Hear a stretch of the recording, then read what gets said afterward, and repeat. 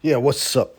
The Triple B Base Boxing Basement. Hit like a lot because the hyenas of haters circle truth telling channels and we keep them away.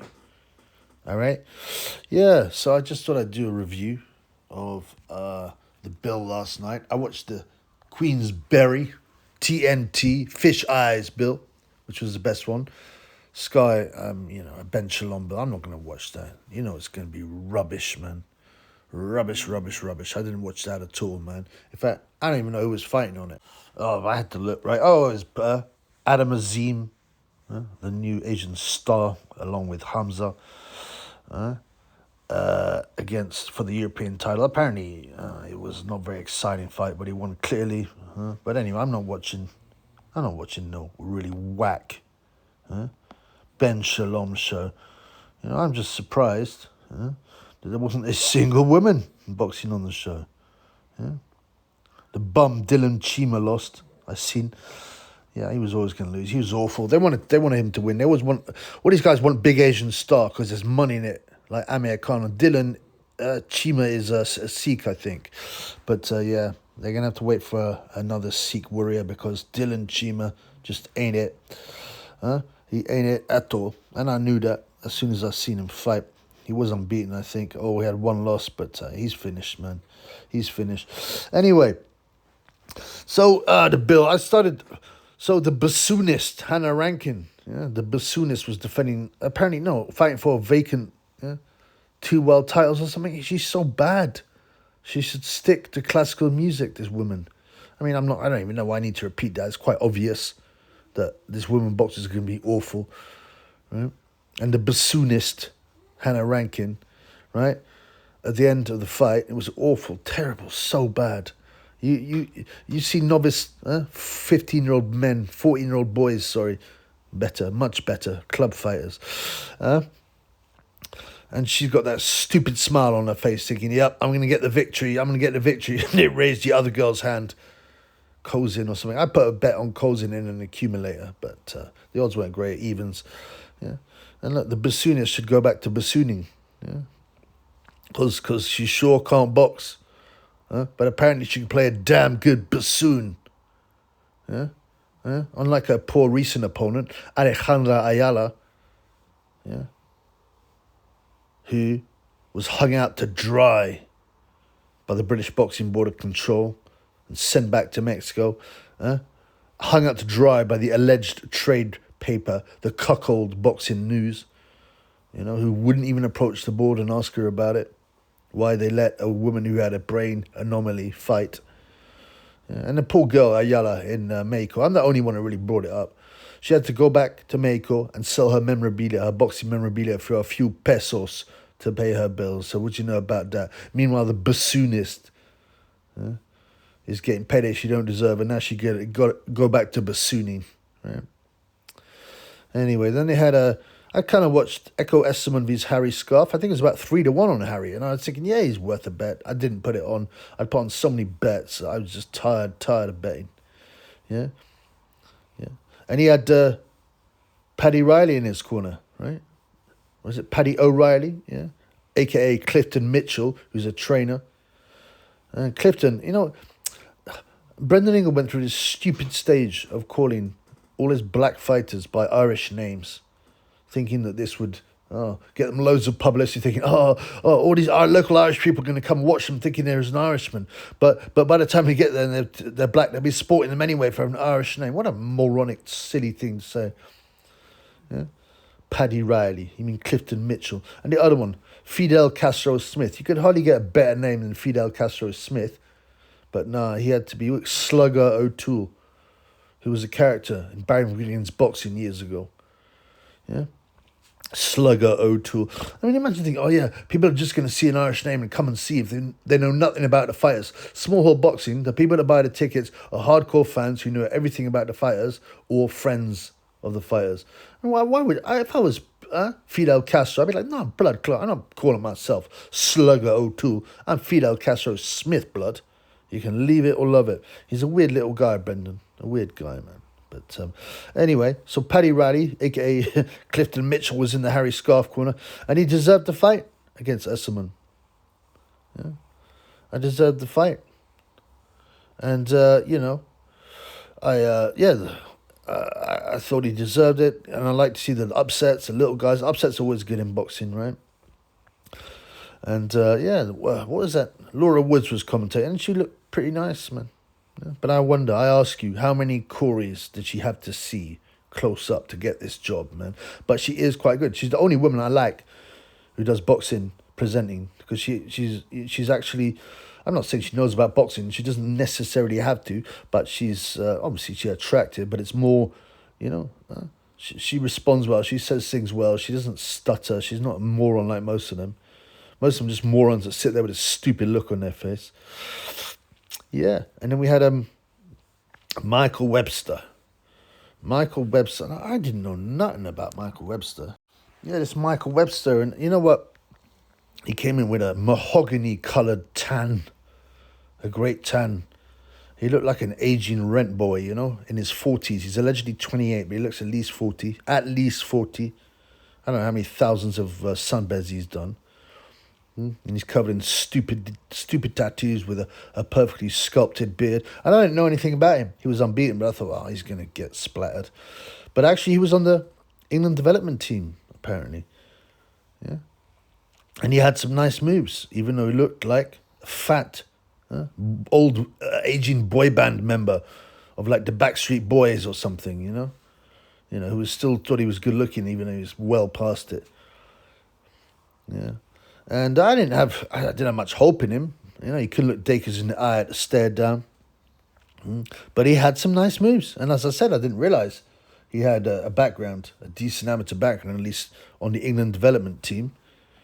Yeah. And Dacres, man, he'll look good. He'll look the part until he's in a gritty fight. He's scared to commit. He's like Audley Harrison. He's what they call a mirror fighter. You know what I'm saying? That's a fighter that in a gym, they'll look at themselves in the mirror and think, yeah, you look good, and putting off flashy combinations. But when they're in a tough spar and, they start to get all defensive and they don't take risks, the real deal Dacres, the real bum Dacres, more like. Yeah, and he sneaked a decision. I'm not even sure that he deserved the decision. But, yeah, good on Webster. Good on him. He come in, he gave a good go, showed some good moves. He should probably not spend so much time on the sunbeds, though. And then we had Liam Davies, who's been talked about a lot as a next big star. Liam Davies. He's a super bantam from Donington, Telford. Yeah, I don't know where that is. It's in Shropshire, right? But, he's been talked about a lot as a top prospect. He's fighting some weird Italian guy called Vincenzo La Femina. Doesn't that mean like Vincenzo the woman or the female or something like that? Yeah? And his nickname is Winchester. I don't know where he got that from. Vincenzo Winchester La Femina. I don't know what that's about, man. Maybe Winchester guns? I don't know, man.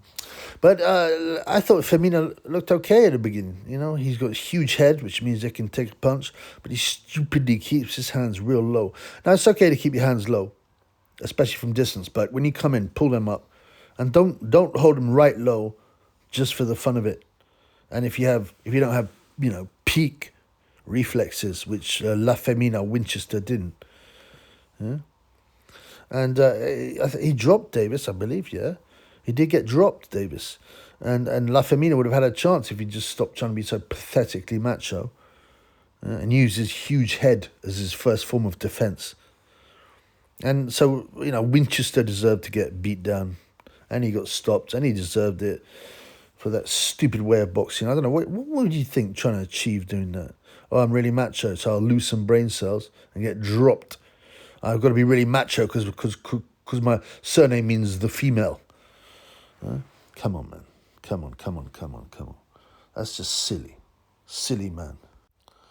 And then we had, well, in my mind, I thought this was the main event, but it was a co-main. The main event was Denzel Bentley with Heaney.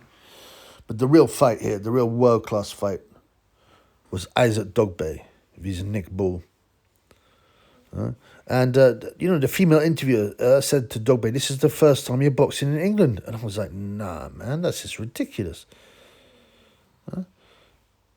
But she was right as a pro. She was right as a pro. He'd never boxed in the UK, even though he was kind of based here at some point. He boxed all over the world, places like Australia, United States, Ghana.